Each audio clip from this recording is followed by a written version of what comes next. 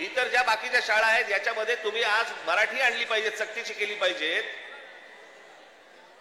ते सोडून तुम्ही हिंदी सक्तीची करण्याच्या मागे लागलेला कोणाच्या दबावासाठी? कोण दबाव टाकते तुमच्यावरती?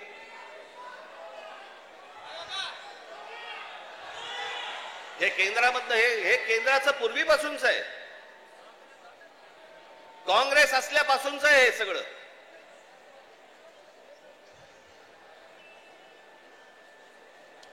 मुंबईसह संयुक्त महाराष्ट्र झाला त्याचा जो लढा होता, इतका प्रचंड मोठा लढा, ही मुंबई महाराष्ट्रापासून बाजूला करण्याचा डाव होता. तो कोणाचा होता? काही गुजराती व्यापाऱ्यांचा होता आणि काही गुजराती नेत्यांचा होता. मी एकदा पुस्तक वाचत असताना, आचार्य अस्त्रांचं पुस्तक वाचत असताना मला धक्का बसला की मुंबई महाराष्ट्राला मिळू नये याच्यासाठीच पहिलं जे बोललं गेलं ते कोणाकडनं बोललं गेलं? वल्लभभाई पटेलांनी सांगितलं की मुंबई महाराष्ट्राला देऊ नका म्हणून. वल्लभभाई पटेलांनी, ज्यांना आजपर्यंत आम्ही लोह पुरुष म्हणून मानत आलो, या देशाचे गृहमंत्री, आम्ही त्याच्याकडे आदराने आजपर्यंत पाहत आलो, तुम्ही महाराष्ट्राला विरोध केलात.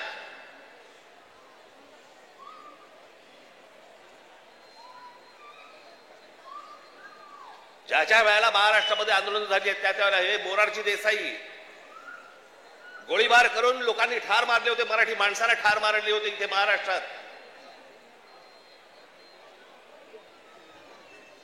गेले अनेक वर्षांचा ह्यांचा मुंबईवरचा डोळा आहे, अनेक वर्षांचा.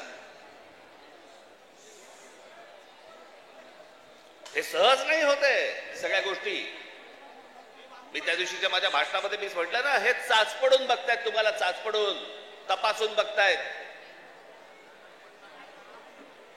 की हिंदी भाषा आणली, बघू महाराष्ट्र विरोध करतोय का, बघू मराठी माणूस पेटतोय का, बघू मराठी माणूस जिवंत आहे का. आणि तो जर शांत दिसला तर हिंदी ही भाषा आणणं ही त्यांची पहिली पायरी असेल. आणि हळूहळू हळूहळू हळूहळू या सगळ्या गोष्टी करून मुंबई ताब्यामध्ये घ्यायची आणि ती गुजरातला मिळवायची, हे ह्यांचं स्वप्न आहे.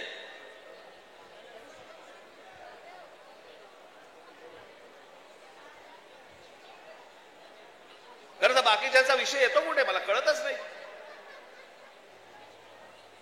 विषय भाषेचा आहे. एक जगातलं सत्य मी प्रत्येक वेळेला सांगत आलो, जगातलं सत्य, तुमची भाषा मेली आणि पायाखालची जमीन गेली की तुम्ही कोणी नसता जगामध्ये, तुम्हाला काही अर्थ नाही. तुम्हाला कोणी विचारणार नाही. तुमची भाषा टिकवणं महत्वाचं आहे, तुमची जमीन राखणं महत्वाचं आहे. पण हे फक्त मुंबई महाराष्ट्रामध्ये, मुंबई महाराष्ट्रात खास करून मुंबईत काही गोष्ट झाली की ती देशभर चालू ठेवतात हे हिंदी चॅनलवाले. हे कसले हिंदी चॅनलवाले?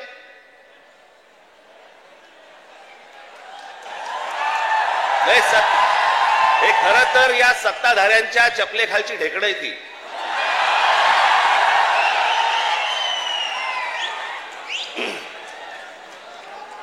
आता बघा, थोड्या वेळात बघा सुरू करतील, राज ठाकरेने उगला जहर.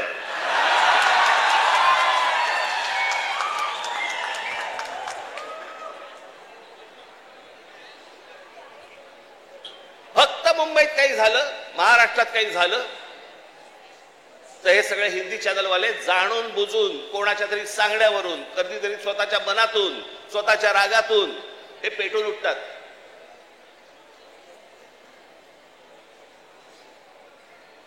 माझ्या बिहार मधले जे काही लोक आहेत, माझं त्यांनाही विचारणं आहे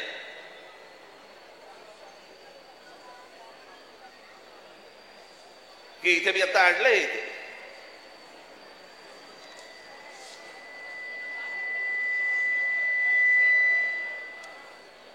28 सप्टेंबर 2018, ऐका नीट मी काय बोलतोय.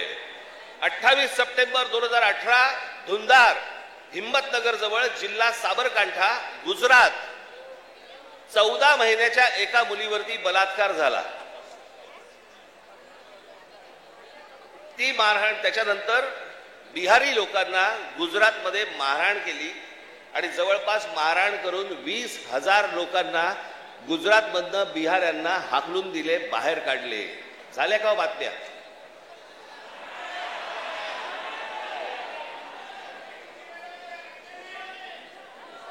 कुठेही बातम्या तुम्हाला दिसणार नाहीत. हा माणूस त्याच्यानंतर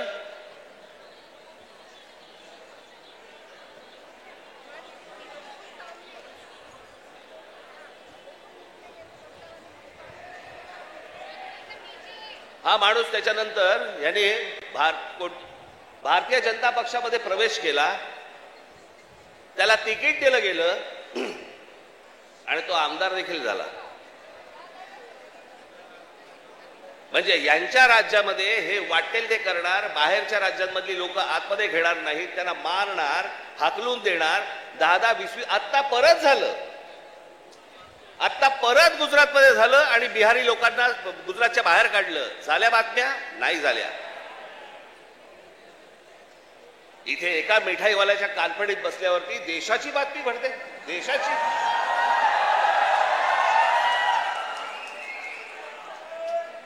देशामध्ये चित्र असं रंगवलं जातं की बघा मुंबईमध्ये, महाराष्ट्रामध्ये अमराठी लोकांना कसे मारतायत.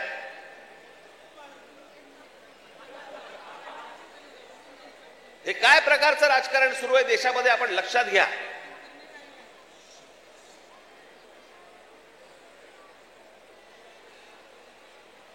कसली कोणती हिंदी घेऊन बसलो आपण, ज्याला साधा 200 वर्षाचा इतिहास आहे. 200 वर्ष. मराठी भाषेला 2,500 ते 3,000 वर्षांचा इतिहास आहे.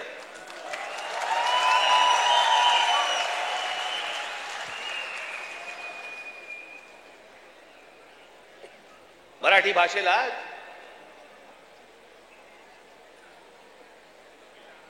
अभिजात भाषेचा दर्जा मिळाला.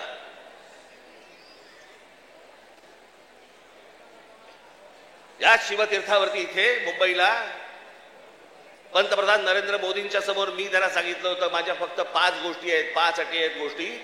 त्यातली एक पहिली, मराठीला अभिजात भाषेचा दर्जा तुम्ही द्या. पंतप्रधान झाल्या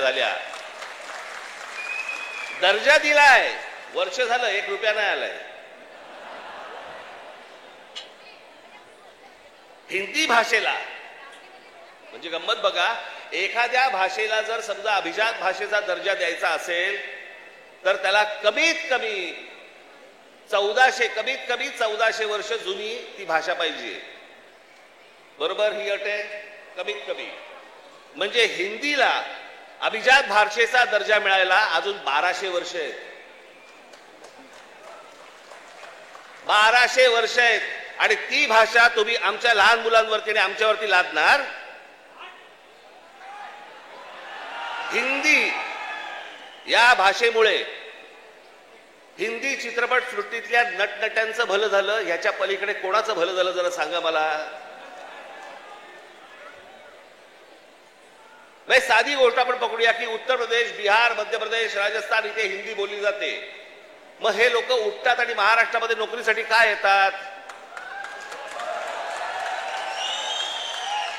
जर हिंदी भाषेमुळे जर तुमचंच भलं झालं नसेल आणि तुमचीच राज्य मोठी झाली नसतील आणि तुम्हाला जर दुसऱ्या प्रदेशामध्ये जाऊन जर समजा तिकडे येऊन नोकऱ्या कराव्या लागत असतील, नोकऱ्या मागाव्या लागत असतील, गुजरात सारख्या राज्यामध्ये जाऊन तिकडे जर समजा तुम्हाला मार खावा लागत असेल, हिंदीने काय भलं केलं तुमचं?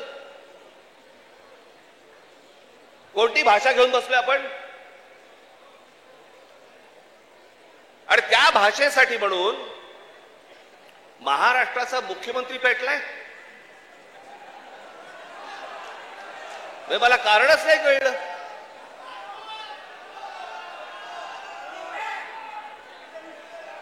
मी तुम्हाला साधी गोष्ट सांगतो, हिंदी ही या देशात कोणाचीही मातृभाषा नाही. हे पहिल्यांदा सर्वांनी लक्षात घ्या. ज्याची काल परवाकडे कानफडीत मारली ना त्याला विचार तुझी मातृभाषा कुठची.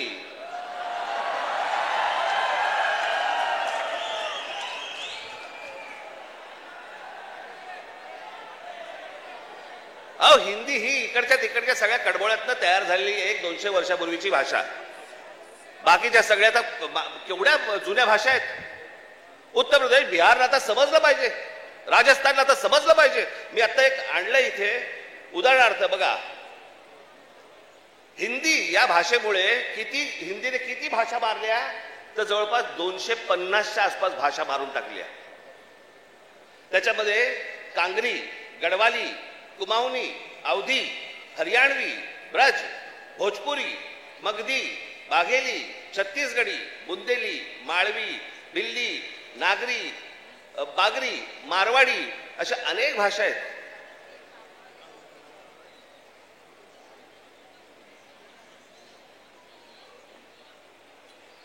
आता बिहारमध्ये ज्यांनी पहिली हिंदी ही भाषा स्वीकारली तिथे आजही 99% लोक मातृभाषा बोलतात, हिंदी बोलत नाही. म्हणजे अशा तर मी तुम्हाला सांगतो,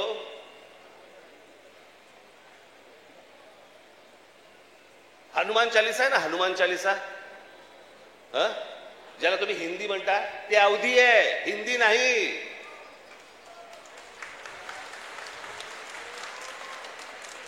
पहिल्यांदा भाषा आपण नीट समजून घेतली पाहिजे. मराठी भाषेचा आपण इतिहास नीट एकदा समजून घेतला पाहिजे. पण ह्यांना भाषेवरती यांचं प्रेम नाहीये. माझं तर सगळ्या भाषांवरती प्रेम आहे. माझा तर दावा कदाचित चुकीचा नसावा, परंतु महाराष्ट्रामधले जेवढे काही नेते आहेत त्या सगळ्यांपेक्षा हिंदी माझं बरं आहे. आणि याचं कारण माझे वडील. माझ्या वडिलांना व्याकरणासकट उत्तम मराठी तर येतच होतं, उत्तम इंग्रजी येत होतं, उत्तम हिंदी येत होतं आणि माझ्या वडिलांना व्याकरणासकट उत्तम उर्दू येत होतं. भाषा कोणतीही वाईट नसते, कधीच वाईट नसते. जगातली कुठचीही भाषा वाईट नसते. हिंदी ही काही वाईट भाषा नव्हे. आमच्यावर लादणार असाल, नाही बोलणार जा.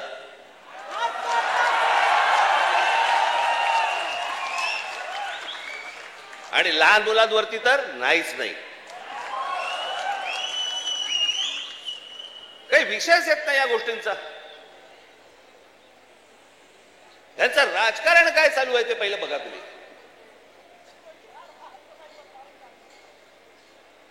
या सगळ्या गोष्टी मी तुम्हाला आत्ताच सांगतोय. मी माझ्या पत्रामध्ये पण दिलं होतं, आम्ही हिंदू आहोत, हिंदी नव्हे.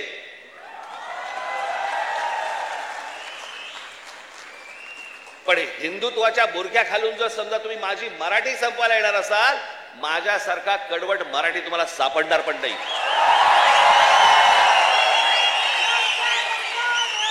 हिम्मत असेल तर हात लावून दाखवा तुम्ही. आणि हे सगळं षडयंत्र तुम्ही नीट समजून घेतलं पाहिजे. षडयंत्र मुंबईला जर हात लावायचा असेल तर ह्या ठिकाणचे सगळ्या मीरा भाईंदर पासून तिथे पालघर पर्यंतच्या सगळ्या जेवढ्या मतदारसंघ आहेत हे मतदारसंघ ह्यांना अमराठी लोकांचे करायचे.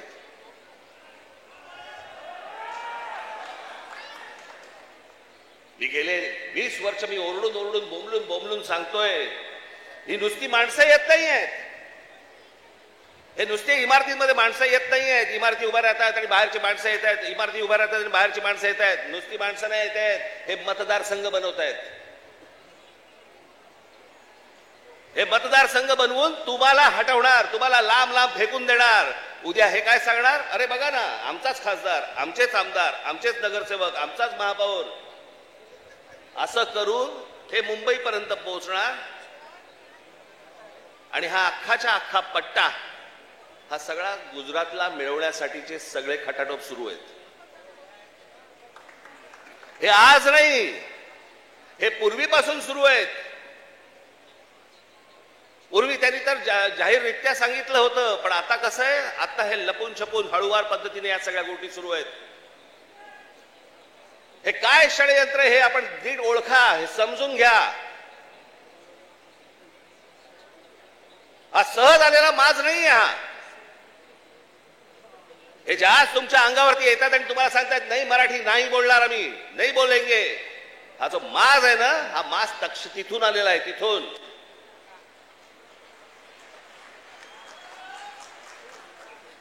आज तुमच्याकडे काही लंब चौडं भाषण करण्यासाठी नाही आलो. मी खरं तर आज शाखेच्या उद्घाटनाला आलो होतो. मला अविनाशने मला सांगितलं की साहेब तिकडे येणारच आहात तर एक छोटी सभा आपण घेऊन टाकू. पण मला तुम्हाला जे सांगायचंय ते हे सांगायचंय की तुम्ही सतर्क असले पाहिजेत. आज काहीतरी प्रकरण उसळलं आणि आज काहीतरी उघडलं म्हणून आज आम्ही जागे व्हायचं, उद्या त्याच्यानंतर आम्ही झोपून जायचं आणि मग बाकीचं सगळं पोखरलं जातंय. भुसभुशीत जमीन असते ना, घुशी तिकडे होतात, खडकामध्ये घुशी नाही होत. तुम्ही खडकासारखे टणक असले पाहिजेत. महाराष्ट्राची तुम्ही भक्कमपणे बाजू उभी केली पाहिजेत. महाराष्ट्र काय हा तुम्ही समजून घेतला पाहिजेत. मी जे सतत तुम्हाला जे सांगत असतो ना, 1400 वर्ष राज्य केलेला हा महाराष्ट्र या प्रांतावरती. मी अनेकदा बोलत आलो, तुम्हाला सांगत आलो की ह्याला पर्शियन लोक ह्याला हिंद प्रांत म्हणत. छत्रपती शिवाजी महाराजांची घोषणा पण काय होती, हे हिंदवी स्वराज्य व्हावे ही नव्हती, हे हिंदवी स्वराज्य व्हावे ही होती. या हिंद प्रांतावरती आमची सत्ता असावी. हा संपूर्ण हिंद प्रांत आमच्या हातामध्ये असावा. बाहेरच्यांनी येऊन आमच्यावरती इथे सरकार स्थापन नाही करायची. आम्ही कोणी गुलाम नाही आहोत. या प्रांतावरतीचा अधिकार कोणाचा असेल तो आमचा आहे. आणि 1400 वर्ष या मराठेशाहीने जे राज्य केलं, ज्याला आपण म्हणतो ना अटके पार आम्ही झेंडे फडकवले. अटके पार झेंडे फडकवले म्हणजे काय, आजही मला असं वाटतं पाकिस्तानच्या वायुव्याला नैऋत्येला तो अटक नावाचा किल्ला आहे, त्या किल्ल्यावरती भगवा ध्वज फडकला. ते अटक किल्ला, तो अटके पार झेंडे फडकवले आम्ही. तिथपर्यंत पोहोचले होते मराठे. तो महाराष्ट्र हतबल आहे. तो महाराष्ट्र यांच्या समोर हात पसरतोय. आम्ही भिका मागायच्या आम्हाला न्याय द्या म्हणून. तुम्ही या महाराष्ट्राचे राजे, तुम्ही या महाराष्ट्राचे मालक. बाकीची माणसं बाहेरून आली, ती तुमच्यावरती रुबाब करणार आणि आम्ही हतबलतेने त्यांच्या समोर बोलणार, अरे नाही नाही भाई साहब ऐसा मत. का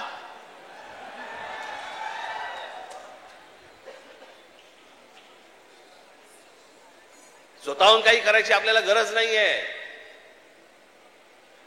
पण जर अशा प्रकारे माज घेऊन जर समजा कोणी अंगावरती आला, ठेचायचा म्हणजे ठेचायचाच.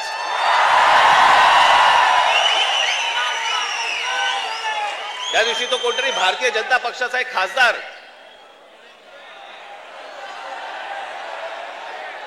कोणतरी दुबे नावाचा, कसा काय बोलला, मराठी लोगों को हम यहां पे पटक पटक के मारेंगे. झाली का हो केस त्याच्यावरती? हिंदी चॅनल वाल्यांनी दाखवलं का? पुढे चालवलं का? काही नाही. बघा कसं असतात, कसे असतात ते बघा. तू आम्हाला पटक पटक के मारणार दुबे? दुबेलाच मी सांगतो, दुबे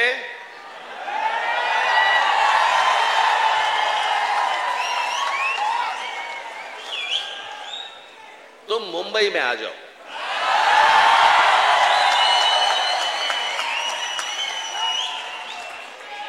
मुंबई के समुंदर में डुबे डुबे कर मारेंगे.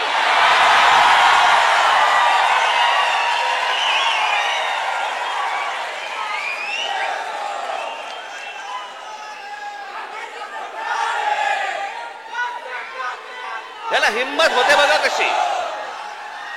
तुम्ही जर काही बोललात तर त्याची राष्ट्रीय बातमी होते. तुम्ही जर कुठची अमराठी माणसाबद्दल काही गोष्ट बोललात ती राष्ट्रीय बातमी. पण हे ज्या वेळेला बोलतात त्यावेळेला त्यांना माहिती असतं सरकार आमच्या मागे आहे.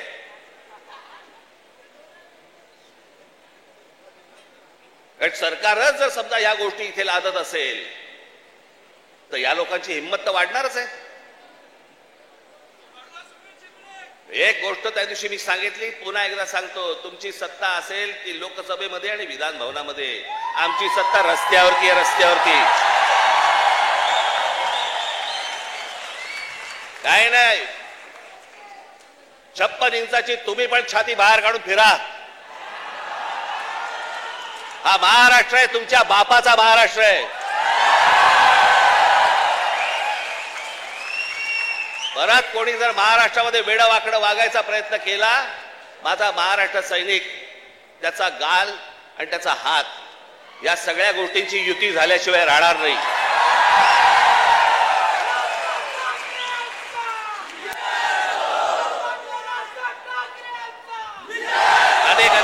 अनेक ते आता सरकारी पत्रकार असतात, काही बेरोजगार पत्रकार असतात, आणि मग ते बेरोजगार पत्रकार कुठच्या युट्यूब चॅनल बिनलवरती जातात आणि म्हणतात की तुम्हाला माहिती आहे की नाही, ही फडणवीसांनी लिहिलेली स्क्रिप्ट आहे. हा कोणता स्क्रिप्ट रायटर आहे मला अजूनपर्यंत कळलेला नाही, जो स्वतःचा अपमान पण त्याच्यामध्ये लिहितो. ज्याला हे सगळं मागे घ्यावं लागलं, सगळ्यांकडनं दबाव आल्यानंतर मी हे दोन्ही GR मागे घेत आहे, हे स्क्रिप्ट रायटर लिहू शकतो. पण हे काय चालू आहे, हे तुमच्या मनात काहीतरी विष घालवणं सुरू आहे की हे बघा, हे आतून सगळे एक येतं, बघा हे सगळं असं सगळं सुरू आहे. कशाचाही संबंध नाही आहे. कोणाशी माझी मैत्री असो, दुश्मनी असो, काहीही असो, एक गोष्ट निश्चित सांगतो, महाराष्ट्राच्या बाबतीत, मराठी माणसाच्या बाबतीत आणि मराठी भाषेच्या बाबतीत राज ठाकरे कोणाशी तडजोड करणार नाही. याच्या आधीही केली नाही, आत्ताही केली नाही आणि पुढेही करणार नाही. मला असं वाटतं तुम्ही देखील त्याच पद्धतीने महाराष्ट्रामध्ये राहिलं पाहिजे, जगलं पाहिजे, वावरलं पाहिजे.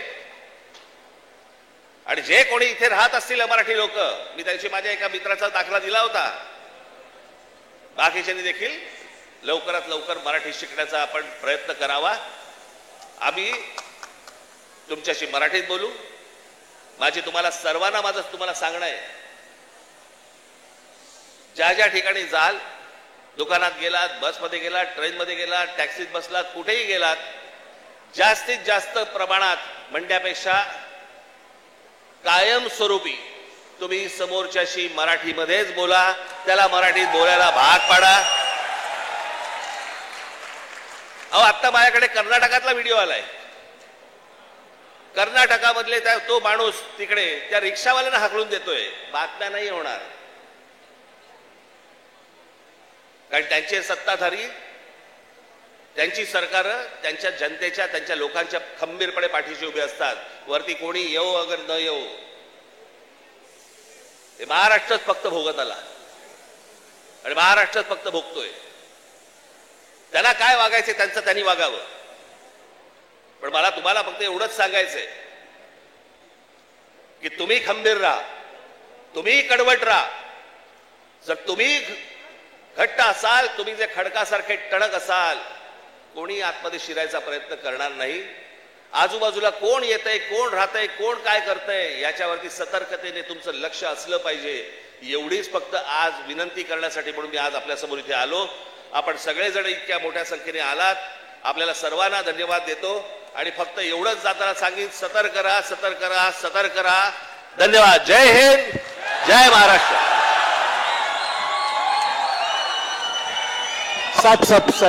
मीरा भाईंदर शहराचे शहराध्यक्ष संदीप राणे हे शहराच्या वतीने सन्माननीय साहेबांचा सत्कार करतील. संदीप पटकन.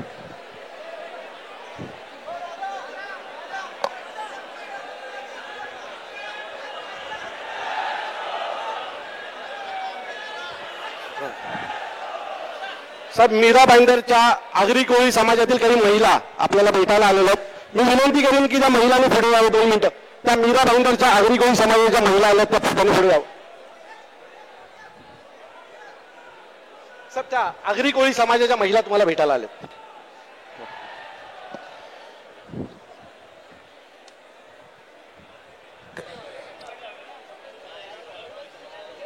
Check hello check check